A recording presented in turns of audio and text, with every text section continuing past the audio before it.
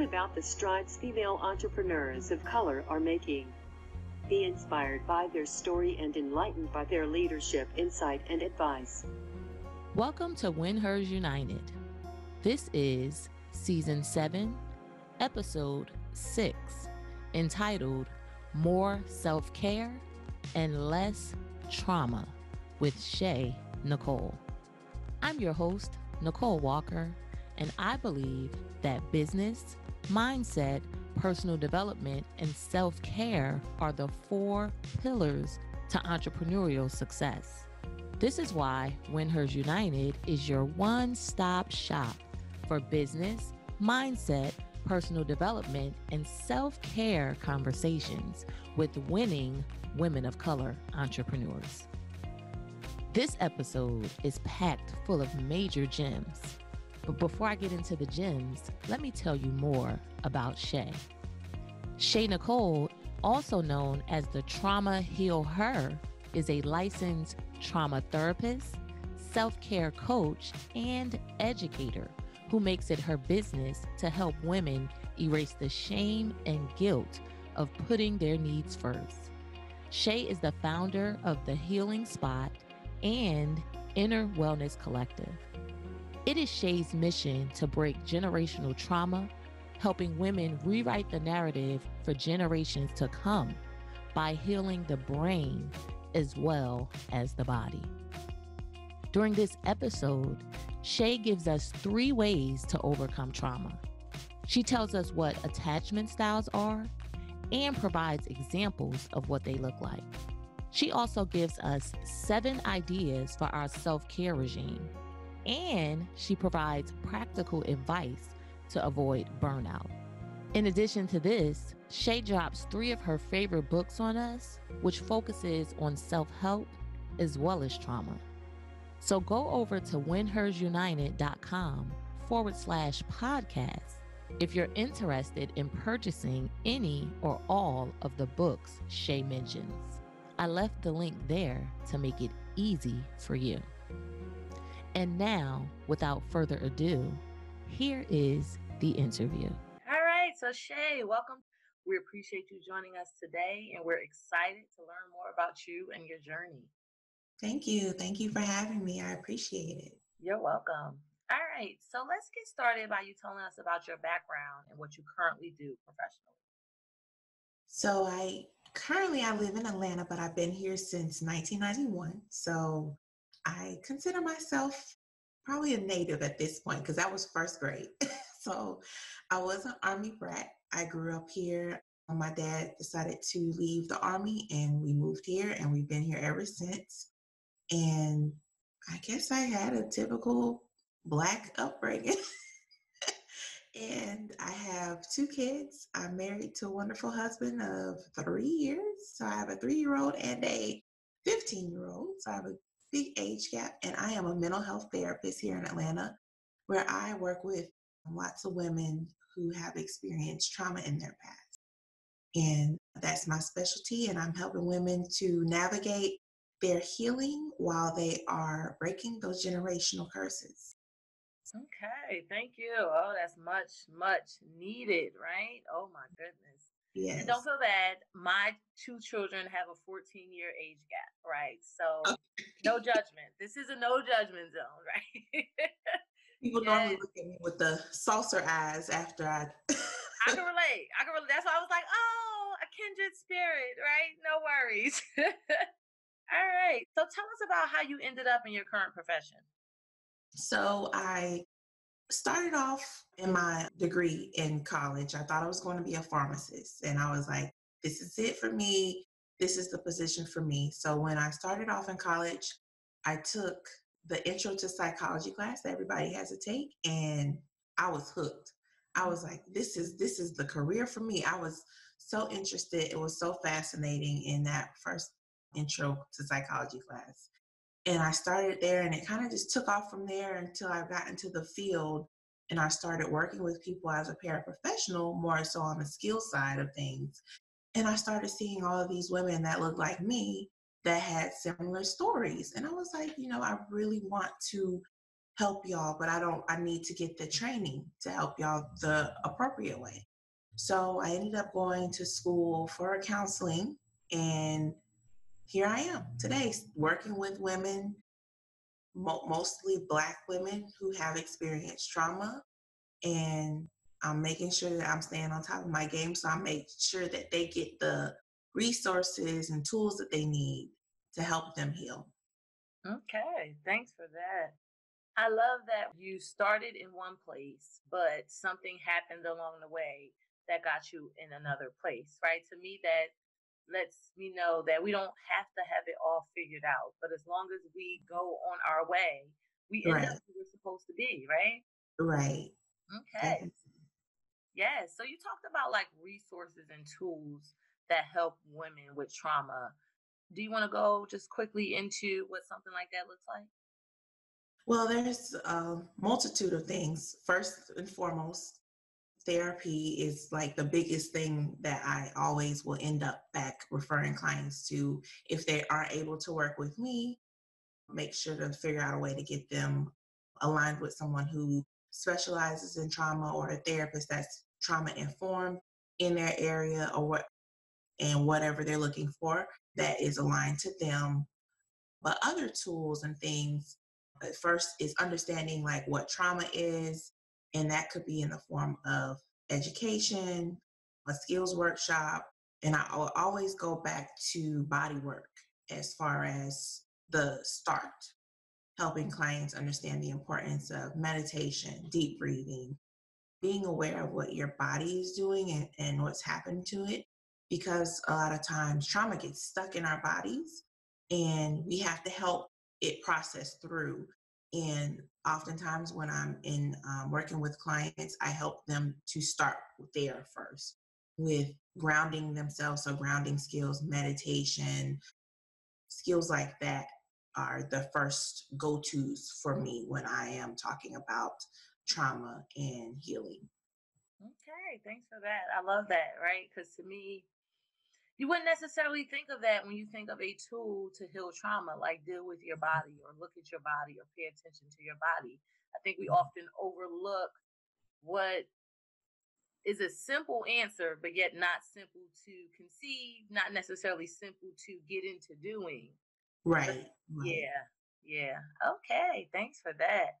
All right, so you talked about wanting to be a pharmacist, right, when you went into college, but is that what you wanted to be when you grew up? Tell us about that. Yes, for the most part, I stuck with that idea in high school. At first, I thought about being a cosmetologist and a makeup artist, because I do have that artsy side to me that I really like to do those things. And then I got to the point of thinking about generational wealth, and quote, a fast way to get there to me would have been pharmacy, because I was thinking about, well, what is something that would be a high paying position after college, or where my job would never be obsolete. So it was pharmacy. I didn't want to see blood. I didn't want to be a nurse. I didn't want to be in the thick of the medical field, but kind of like an ally. And pharmacy was like, that sounds safe and nice. And so I went that way. I was like, well, I don't want to graduate from college and then have debt. And so I was thinking like along the lines of the financial stuff. And so pharmacy was it. I was gun ho on making sure I stuck with that. And then of course, here comes that psychology 101, and it changed. I don't know if my parents weren't happy, if they were like, what are you doing? Like, what, this is your major? And I was warned by a lot of people, just change back to my major. And I've been enjoying the learning aspect in my process and growth of becoming a therapist, because I love to learn. That's always been a innate part of me.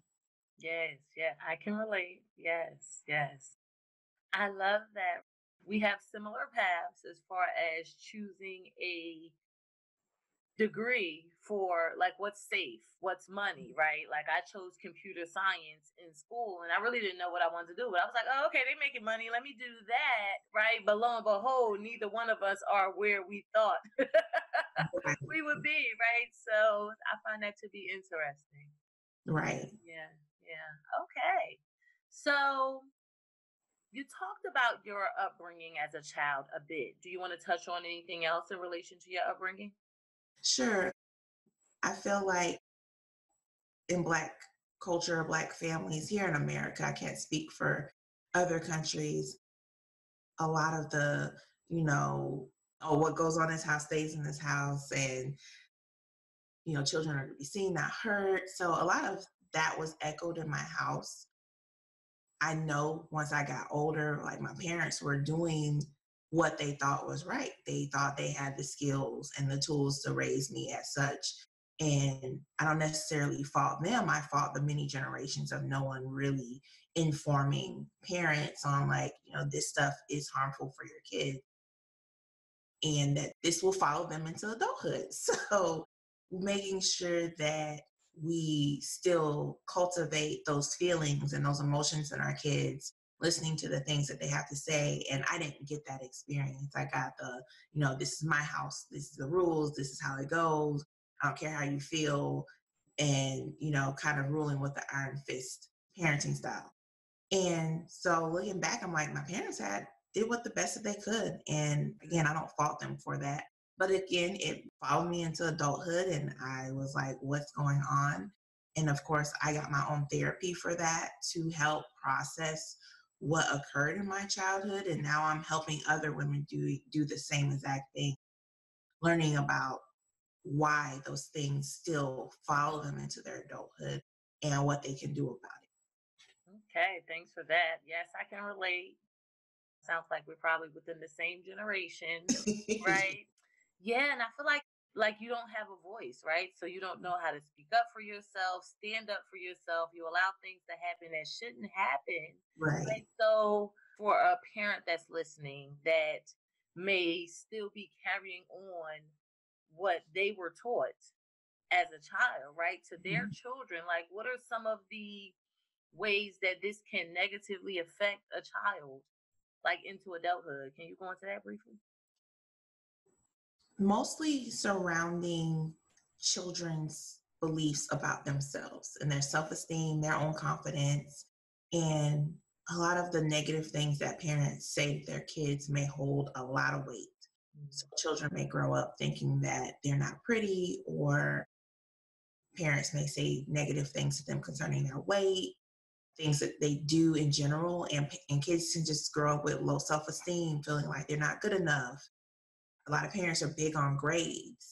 And so nobody wants their kids coming home and failing and making bad grades, but making sure that the messages that go behind that aren't the whole, like, if you don't make A's and B's, then there's this line that you can't cross and I'm no longer talking to you or I don't love you. So still having that balance between your kids doing things that you don't approve of, but still being able to express that love and emotion that you have for them. Just because your kid makes an F doesn't mean you don't love them anymore or you're not there for them, but perhaps there's a lesson that you can help them learn or understand in that. Instead of doing a lot of punishing or a lot of consequences and things like that, talk to your kids, see what's going on in their mind, because we want to get behind the reason of why, but also how they're feeling, and to not shut that down, because then kids are going to grow up into adults where they believe, like, I didn't have a voice, I'm not going to be able to speak up for myself, I didn't have a choice. So a lot of adults that I see now struggle with that, of being able to make choices for themselves, to speak up for themselves and advocate for their needs and talk about their feelings. And parents are a pivotal part of that development when their kids grow up. And when I tell you, when I start teaching what I call attachment styles to adults, their eyes are like, wait, this is a thing. And I was like, yes, everybody needs to know about attachment styles. And I love teaching that to my clients and whoever is ready to listen. so that they can understand how their parents' attachment styles or development when they were children impact themselves when they were growing up. Okay. All right. Thanks for sharing that. Look, now that you mentioned it, look, we got to touch on these attachment styles now. Listen, give us a brief run through. So basically, attachment styles have everything to do with how your parents raised you in your developmental years. And attachment styles usually reference adults when you're in an intimate relationship with someone else, but also how you interact with your kids. So there's 4 of them. So I'm going to just briefly touch on them. The first one is secure attachment style, which everybody wants. Secure attachment styles, you have a healthy balance when it comes to conflict. You address it, you don't ignore it. You're very warming, but you are able to have a balance of dependent, independent relationship where your mate can go out, have fun, and you're like, all right, I'm gonna go out, have fun with my friends. And there's not a lot of codependency going on in that relationship, and that there's just a healthy balance overall. And your children are secure and they feel like they're being listened to. And so that's what secure is in a whole. Then we have the anxious preoccupied. And anxious preoccupied people are used to codependency. They may not know how to be autonomous, and they may be overly like needy, want continued validation from their partners. Like, do you love me? And they're asking them that all the time. And they may be high conflict and not know how to really address conflict. And so a lot of their conflict is bred in yelling or just really high conflict overall when it comes to having conversations or not really letting their partner go out and be independent of them. And there we have the dismissive avoidant, those that don't like to be involved in conflict. Those are people that really like independence over being in a relationship. They keep their partners at arm's length. They prefer to be alone. They have a really hard time expressing their emotions. And then we have the disorganized attachment style where there's a lot of trauma in their background as children. They could have PTSD, may have some drug problems as far as trying to numb that pain. And they might be rescripting their own trauma, past trauma into their relationships or into the way they raise their children as well. So those are the 4 attachment styles. It has everything to do with how your parents interacted with you and how they teach you to handle conflict, talk, have conversations, express emotions. And a lot of times we grow up and we're like, I'm not gonna be anything like my parents. And we think we're not. And then subconsciously, we just fall back in line with it. And then we catch ourselves one day and we're like, oh my goodness, this whole time, I thought I was doing everything unlike my parents, but you're still falling into what is familiar to you. And you're still teaching that to your children, or it's showing up in your relationships with other people.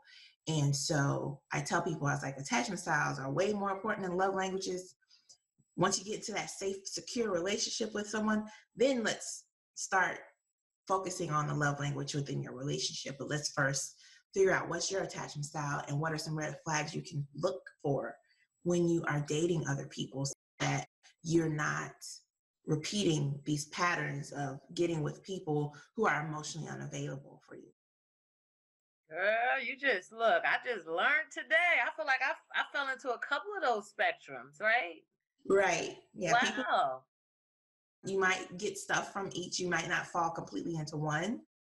Most people find that they align with one more than the other, but you might have pieces from each one, and that's very true. And you might also, when you're learning more about it, you're like, oh, that's my mom, that's my dad. And a lot of people find that their moms are the anxious, preoccupied people, and their dads are dismissive, avoidant. And that's how it's normally fallen for most people I've spoken to, even my parents. So I've learned, I'm like, I got a mixture of both of those. So I have to be conscious and aware of things that I do so that I can undo it, so I can start working towards the secure attachment. Thanks for sharing that. Totally off the script, but it's needed, obviously, somewhere. I love what you said as far as being aware and being conscious, right? Because just because something was one way for however long, if we want to change it, we can with the right action, with the right, with paying attention and just being intentional Right. about making a change, right? So that gave me some hope, right? I feel like I'm gonna have to do some soul searching when we finish this one. So thanks for that. All You're right. So tell us about a pivotal point in your life and how it shaped who you are today. I have a lot of pivotal points. I believe I went through a lot of challenges as more so as a kid as an adult. But for me, it mostly centers me because I had my first child at 19. So it was like that moment when I had her, I had to stop the games because I was failing out of college. Like I was doing really well in college. Once I got there, I was just like, whatever, and not really focusing on my intended goals. So after she was born, I tell people like my daughter saved me because I was not going in the right direction that I was supposed to be going. Once she was born, all that stopped. I got back my Hope Scholarship, which in Georgia is for teens that, graduate, have good grades and things, and you get like this free scholarship that comes from the Georgia lottery. So I had lost my Hope Scholarship. So I had to work to get it back. And after she was born, I got it back. I stopped playing all the games. My grades went up. I got back on track and I graduated, got my own place. So I feel that was a pivotal part of my life. I don't know where I would be if I didn't have my daughter. And a lot of people frowned upon, teenage pregnancies and things like that. But for me, when she was born, I was like, oh, I got another person to take care of. I can't be out here doing all this stuff that I was doing before. So that helped me really put things in focus, and I was laser focused. And I graduated in the same year I was supposed to. A few semesters behind, but I did it. I was derailed, but I got back on track. Okay, thanks for that. We are kindred again, right? I had my daughter at 17. I say she saved my life. Like I had no direction, I had no focus, even though I had a lot going for myself.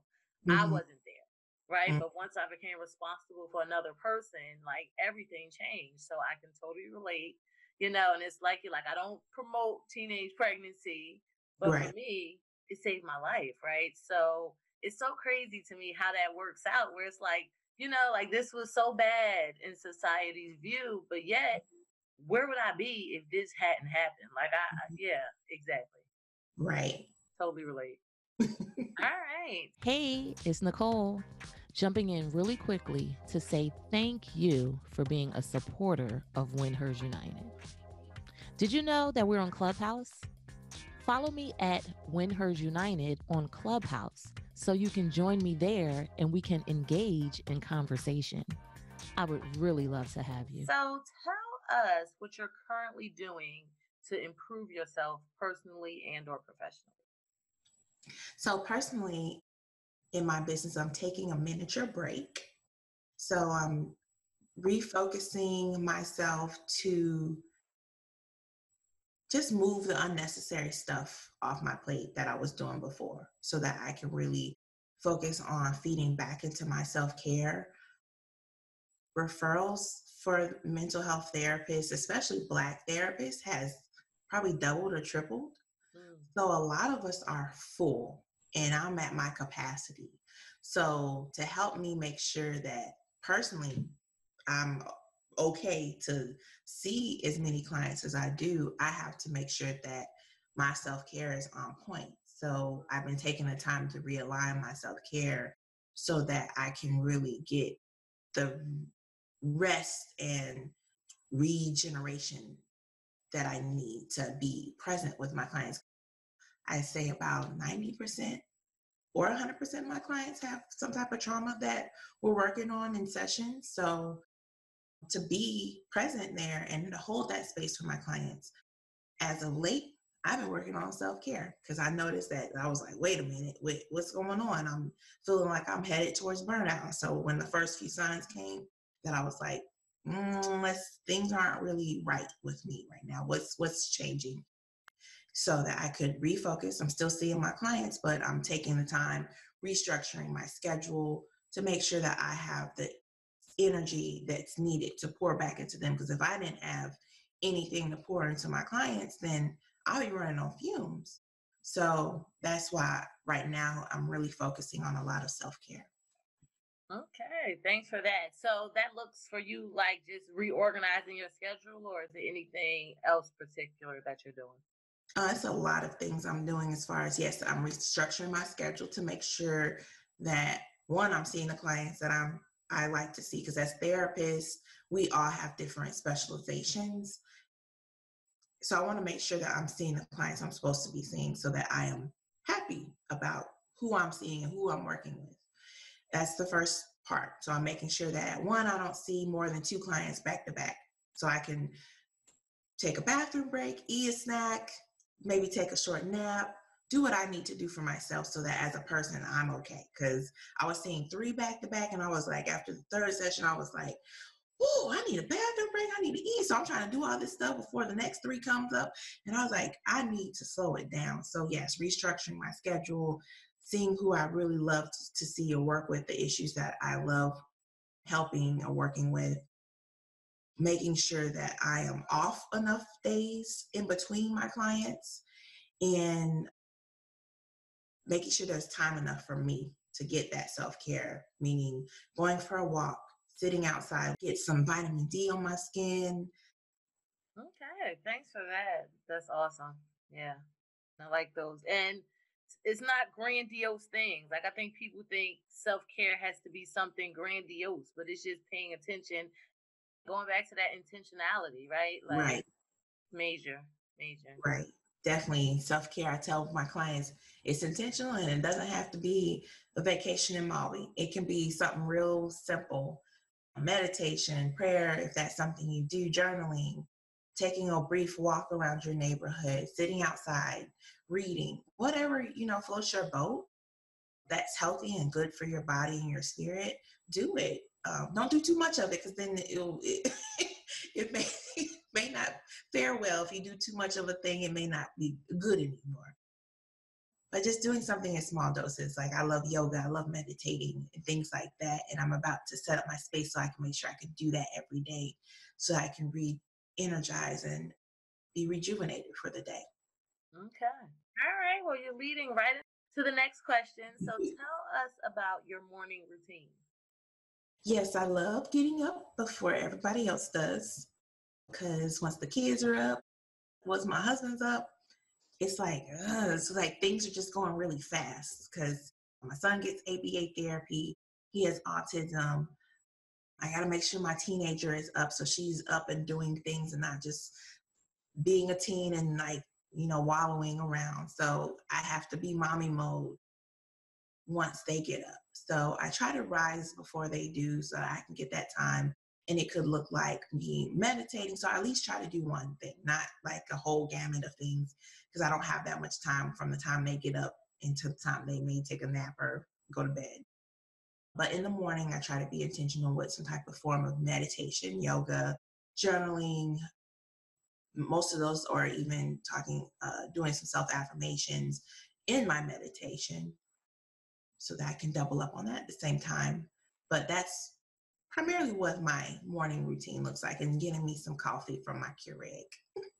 Yes, yes. Thanks for sharing that. And you brought up a good point, right? Because I find myself struggling with so many things that I want to do in the morning, but yet I don't have all of these hours. Like, I haven't programmed myself to wake up that many hours ahead of time to be able Right. to do all of the things that I want to do, right? So I Mhm. have learned to focus on 2 things. So that was a good point. Like, don't overdo it or try to overdo it, right? Because it could be defeating if you don't Mhm. do what you want to do.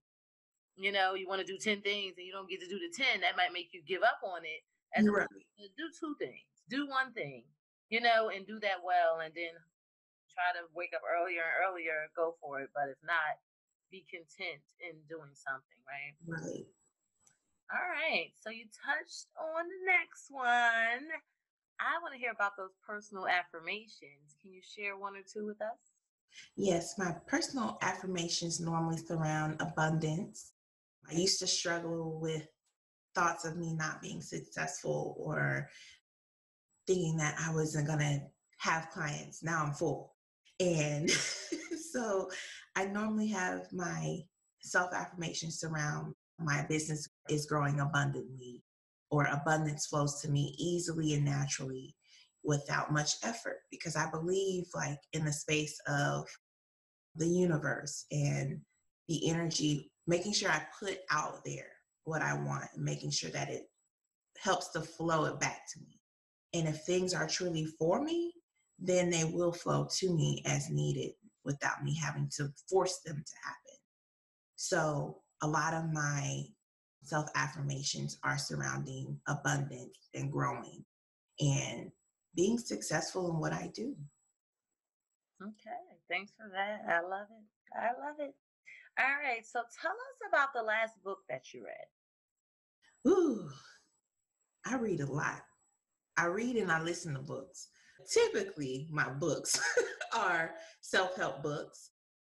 Excuse my French, but You Are a Badass is one of my favorite self-help, like enrichment, empowerment books. Unf Yourself is another one that I just love hearing books, or because I do a lot of audiobooks. So I drive, Atlanta has a lot of traffic, so I'm doing a lot of driving. And so I like to do that. I tell people, I say, if I can't read the book, I'm going to listen to it. Okay, thanks for sharing that. So tell us about the toughest struggle that you had to overcome and how you overcame. Being a single mom is not a joke. I tell people, they're like, my friends are like, I don't know how you do this, like, because they became parents later on in life, and then they'll come back to me and was like, how did you do this by yourself? Like, are you crazy? I said, probably a little bit. Because, yeah, I was, parenting her, running a household, working 2 jobs consistently until I got into the mental health field. I started working 1, but I was consistently working, trying to parent. So I felt like I was juggling like a million things at one time. Not, I didn't have the help. I had the help of my parents, which I was so grateful for, allowing me to work 2 jobs, because I was working my second job on the weekends. So they kept her on the weekends so I could work. So grateful for that. But I was just being pulled in so many different directions, and being able to pull back from that later on in life. Because I went and I finished 3 degrees parenting. I was just like, how did I look back and I was like, what was I thinking?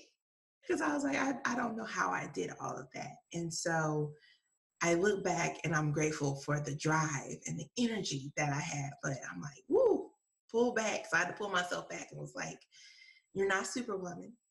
Time to let's take the cape off. I'm married now. I'm grateful for my husband being my partner and helping to raise our children and to run the household.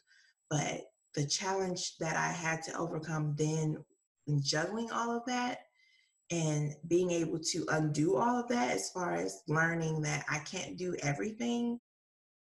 Sometimes I still struggle with that, and having to sit and like, I can't do everything. Who can I delegate this to? Or let me take off all these hats and figure out who can help, asking for help, and making sure that I'm not doing too much. Because then, of course, if I'm doing too much, wearing too many hats, I'm putting my energy all these different places, burnout comes. So I know that, yes, I have all these grand ideas, but I need to pull back first and reevaluate, be realistic with myself, ask for the help that I need. Okay, thanks for that. You talking to me, right? I can relate. Yeah, I look back like, how did I do that? Like, when I tell a person, they're like, oh my goodness, So we are amazing women. Mm-hmm. We are amazing at how much we carry. But you made a great point as to realizing that we're not superwomen, right? But we've been. Have we been taught? Is that like a generational thing that we've been taught to carry so much? Right. Ooh. So making a conscious decision to be okay with letting it go so that we can be whole, because that's why a lot of us are so fragmented and all over the place, right? And not at the peace that we deserve to be at, right? Because we're in pieces, right? So Right. That is so true. I teach my clients that self-care isn't natural. It wasn't taught growing up. Never really saw my mom practice self-care. When I look back on those things, and I was like, I don't remember her just saying, I need a day off. And, just taking care of herself. And even my other family members, I don't remember seeing anybody intentionally teach me what that means as far as having self-care, having the space to just, we don't have to always be on. We don't have to run a million mile sprint every day. So I love that I'm undoing that for my daughter, and like, you know what? If you need a nap, go take a nap, because I don't want the crankiness of the teenagers or the toddlers. So I love, like, if you need a nap, take a nap. If you need to walk, let me know what you need for your self-care. And I've talked to my daughter about what that looks like for her, because I didn't learn that growing up. And so not knowing what self-care was, my mom was like, if you're not working, you're not doing enough. So it was always like, you need to keep working. You need to keep doing fun. What's that? So even when she was keeping my daughter, she was like, I'm not keeping your daughter for you to go out and party or out to go to have fun. You better be working or going to school. And so I was like, is that, I look back on that and I was like, that's, whoa, wait, parents need fun too. Moms need fun too. We have to kick back, relax, put up our feet, because if we don't, then we're headed for burnout. And that's not good for us, our family, our children, other people around us, or the people that we work with. So right now I'm a self-care advocate, self-care coach, because if we don't do that, we're running around here doing all these different things and we're running on fumes. Thanks for that. Yes. Look, I think I'm gonna take a nap when we done here. I'm a nap advocator. Right? I take naps almost almost every day in between my sessions. I will go lay down and take me a 20 or 30-minute power nap and be ready and back up. I love my naps. Yes. I did a research on the benefits of naps. Like, it's so many health benefits of naps. And I feel like, naps can be looked down on. Like, are you lazy? Or, just that whole stigma, right? No, I'm trying to be productive, right? Right. All right. So tell us about an aha moment that you had lately and how you've changed as a result. About 2 to 3 years ago, when I decided, like, hey, I'm going to be a trauma specialist, my aha moment was in training. Like when I go get my CEUs or continuing education credits, for those people that aren't familiar with that, we have to do that as therapists. My aha moment was like, I was like, nobody taught me this in school. Like, what? So a lot of the things that therapists will tell you is that we learn the basics in grad school. So once we got out, we started taking the CEUs within the specializations we wanted to work in. That's when we get our aha moments of like, oh, this is how you properly work with XYZ. So there's this pivotal book. I encourage anybody to read it. It's called The Body Keeps the Score. And once I read that book and had my trauma training, I was like, whoa, this is how our bodies keep track of the trauma that happens to us. And so I was like, my people need to know this. So every time I have a client and I work with them, I'm like, we're gonna do some education right now. Sit back. We're gonna learn why you continuously are triggered or why you're holding on to stuff, because your body does not forget. And there's so much research out there to support this, and why I call myself a mind-body therapist, or brain-body therapist, where a lot of my modalities are rooted in releasing the trauma from our body so that we can heal, because our bodies remember. And even pre-verbal trauma from when we were younger, it's there. And so learning to let go through our body first to help process it properly, I was like, my people need to know this so that we can heal properly. And I'm sure rooted in our ancestral lineage that back in Africa, they probably had these things there to help us. And it got lost in translation along the way of like shaman and things like that. But bringing that back into therapy and to help people heal spiritually so that it's done. I don't like saying the right way, but it's done to the point where it impacts those spots in our body. And it's really helping us to release that. Because when I see trauma therapists and I'm like, you're doing CBT? I'm like, no. Talk therapy, in my opinion, just doesn't work with trauma. You really have to get to the root of it. And that's through our souls, that's through our bodies. And a lot of times I'm finding that helps in the treatments that I'm working with my clients. Okay, thanks for that. Hey, so tell us about a leadership practice or principle that governs your life.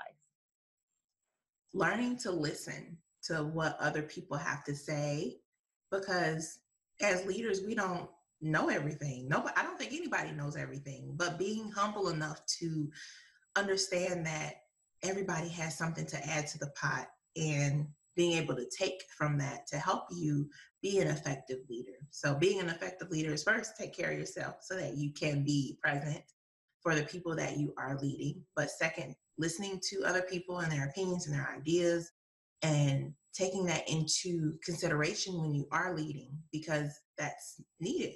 You can't lead just based off your own ideas and not being able to take constructive criticism or feedback or suggestions. Then what kind of leader would you be if you can't do that?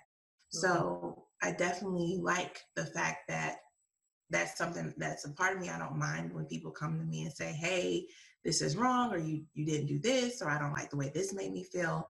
And being able to make the changes and adjustments as needed, because everybody is different. And so I think that's what makes a great leader, is when they actually listen to the people that they are leading. Okay, thanks for that. Totally agree, right? And to me, that goes back to why you do what you do, right? As far as having a voice, and your voice is important, what you think is important, right? So, Yes. full circle. All right. So, do you have a recommended resource that you like to share with us and tell us how you use it? There's an app. I love meditating. It is so helpful. But there's actually an app for people of color called Liberate. Oh. And it's an app that has different meditations or, just different things that help you focus. And they're really short, really quick. People are busy. And it helps you just refocus on what you need. And they have different categories of what you're looking for, like if there's any negative self-talk or positive thoughts you need to focus on. And I just love it. It's really short, it's quick, but it helps to also, it comes from that lens of social injustice and making sure they build that in there for people of color. I love that. I've never heard of that one. Yeah. Yes. Good. Thanks. All right. So, do you have a favorite quote that you like to share with us? I would say this is a quote that I repetitively say in my therapy sessions with my clients. You cannot control anything other than yourself. So you can't control other people, what they say, what they do, what they believe, and to always remember to focus on what you can control. And that helps put a lot of things in perspective for people, because a lot of times people are upset and angry over things that they can't control. And so I love to encourage people to focus on what they can control in a situation to help maneuver it back to wherever you feel like it should be going. But focusing on more so that what we can control normally helps, so that we're not so uptight and got our panties in a bunch about things that we can't. But trying to focus on things that we can control will help redirect our energy to more things that could be effective to help make that change happen. Okay, thanks for that. Yes. Yes. Right. All right. So before I let you go, I want to ask what I consider to be the fun questions, right? I love travel. I feel like travel is definitely a form of self-care, right? So I like to know, about your last vacation, your favorite vacation, and where your next vacation will be whenever we can vacation again. So, my last vacation was our family vacation. We have an annual trip. We normally go to Destin. I love Florida as far as the beaches, and I love being near water and having the sand between my toes, just listening to the water go back and forth and the natural rhythm of the ocean. I would love to go back to a beach. And so I hope my next vacation will either be near water. I'm even trying to figure out if I can find a vacation home I can rent that has a pool so that can still be a little source of water. Not the same, but something. Yeah, COVID came through and ripped up my vacation plans. So I believe in vacations. Like, they are needed. But right now I've been taking every 3 months I take a week off. And I try to just do some self-care stuff during that time now since I can't go anywhere. Okay, good point. Good point. Yes. I want to talk about it. I had a couple things canceled, but anywho. But I keep going back to the beach. I just love it. Lessen is beautiful though. It is. It is very, very beautiful.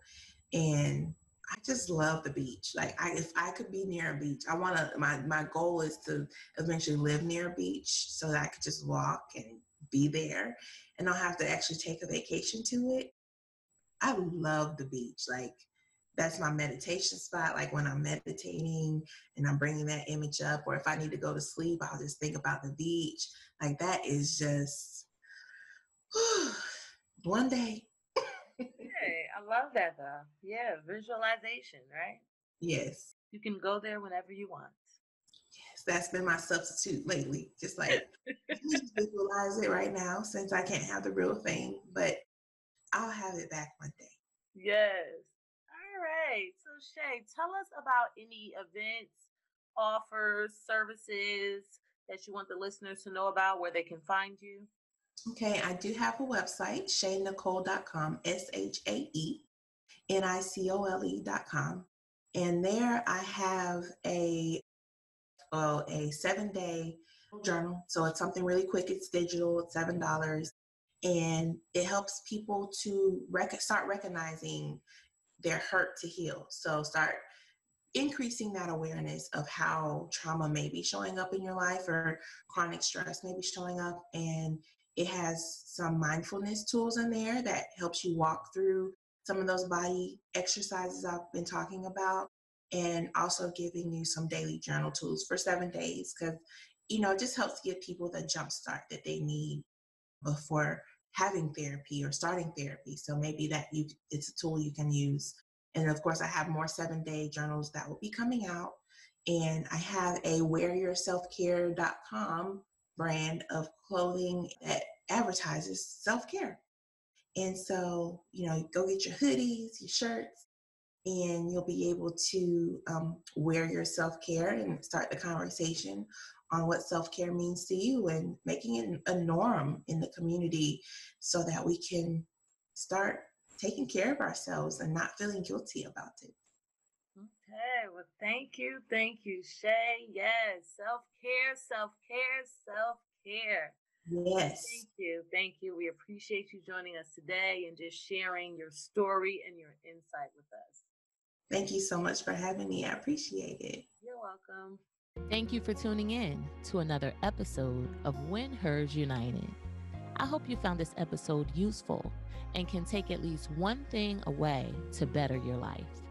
Please, please, please don't forget to give us a rating and review on your favorite listening application. It would really make my day if you could. As always, be empowered and empower on.